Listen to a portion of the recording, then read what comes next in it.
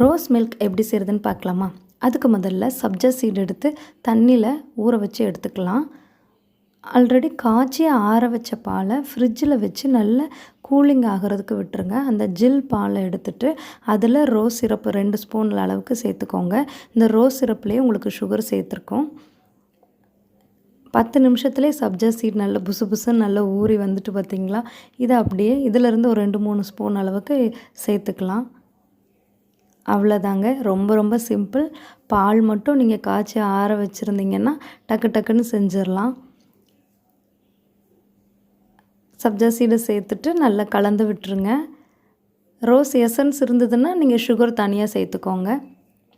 இப்போ நல்லா இதை நல்லா கலந்துட்டு அப்படியே குடிக்க வேண்டியதாங்க. ரோஸ் மில்க் ரெடி ஆயிடுச்சு.